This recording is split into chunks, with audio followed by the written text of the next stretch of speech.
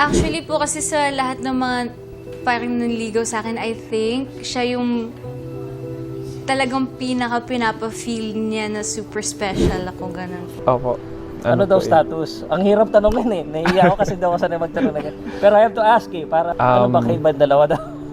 Usap-usapan sa social media ang tambalang Jillian at Eman. At usap-usapan din kung may relasyon at konfirmado na nga ba sina Jillian Ward at Eman Bacosa Pacquiao. Sila na nga ba? O haka-haka lang ng netizens? Sa video na ito, sasagutin natin kung may relasyon na nga ba ang dalawa at ang kwento ng pag-iibigan nila Eman at Jillian parang langit at lupa.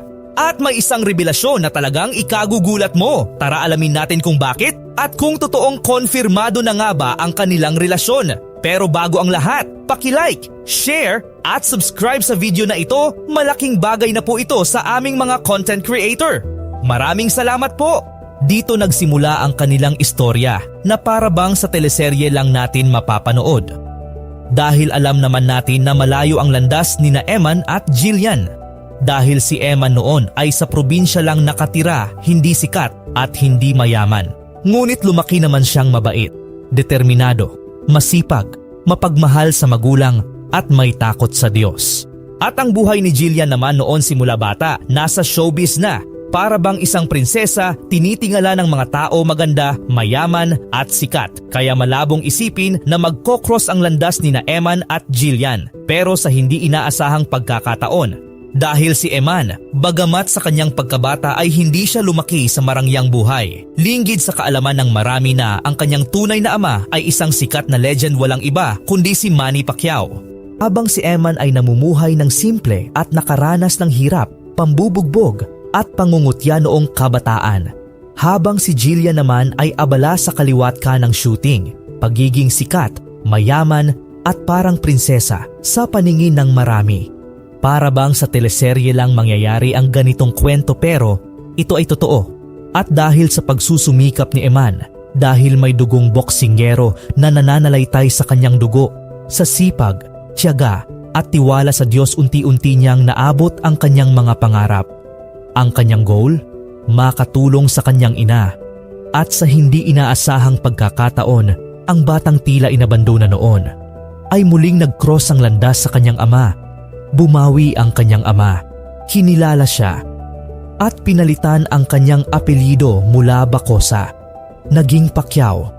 Alam naman natin kung gaano kabigat ang apelyedong Pacquiao. Pero hindi dito nakilala si Eman. Nakilala siya dahil sa kanyang kabutihang loob, kababaang loob, at higit sa lahat may takot sa Diyos.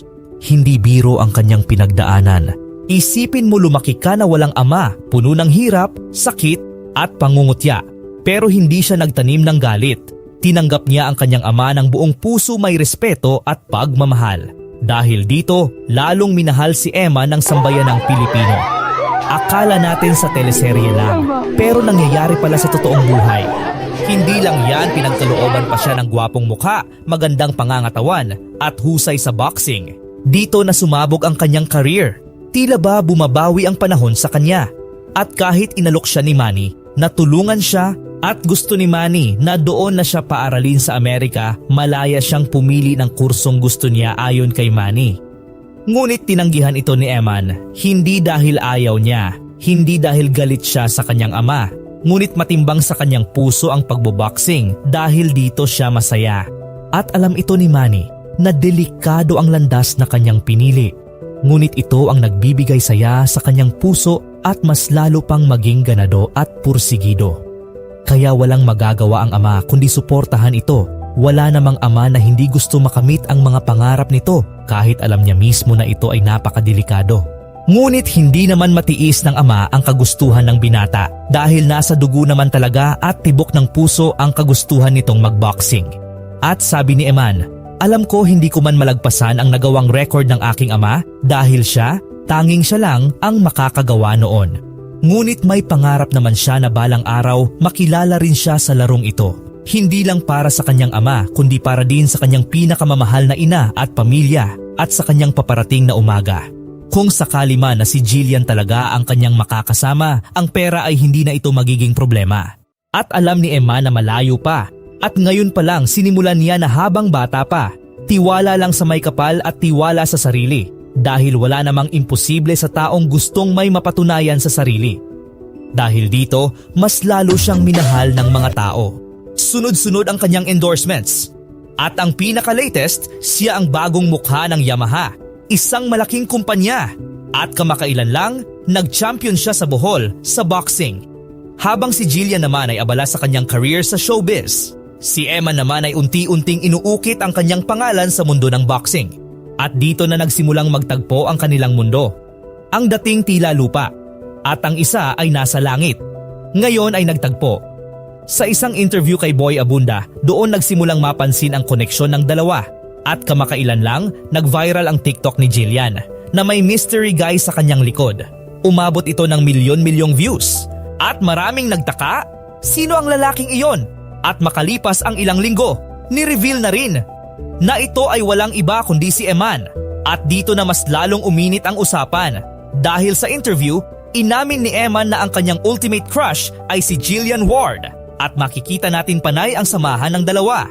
Kamakailan lang, todo suporta si Jillian kay Eman sa kanyang laban sa Bohol. At ayon kay Jillian, ang nagugustuhan niya kay Eman ay mabait, mapagmahal sa magulang, may takot sa Diyos. At alam naman natin si Eman, malakas sa ring, pero malambot ang puso. At dito na pumapasok ang tanong, bagay nga ba sila? Si Jillian parang prinsesa sa kagandahan. Si Eman pangarap ng maraming kababaihan, may dignidad, may takot sa Diyos, mapagmahal sa magulang, guwapo, magandang pangangatawan, at higit sa lahat may pusong totoo. Kaya hindi maikakaila. Parang sila ay ginawa para sa isa't isa. At ito na ang sagot sa tanong kung pirmado na nga ba ang kanilang relasyon? Ito ang kanilang pahayag. 1 to 10, ang chances niya para sagutin mo. Nanonood yun, for sure. Nanonood yan. Sigurado ako. So 1 to 10. Nanonood yan. Nasaan siya? 10, 11, joke. Ganda yun. Maging dalawa daw. Friends po kami for now. Secret. Ngunit may pag-asa kaya si Eman na makamtan ang matamis na oo ni Jillian? Sa kabilang banda, may isang netizen na nag-comment at umagaw ng pansin ng marami. Ayon sa kanya, si Eman daw ay isang mama's boy. Pero ganito na ba talaga ang definisyon ng mama's boy ngayon? Hindi ba pwedeng mahal lang talaga niya ang kanyang ina at sweet lang siya rito? Hindi ba pwedeng nagpapakita lang siya ng pagmamahal at lambing sa kanyang nanay? Totoo kayang mama's boy si Eman? Ano ang opinion mo dito? Comment down below. At huwag kalimutan like, share, at subscribe para sa mas marami pang updates.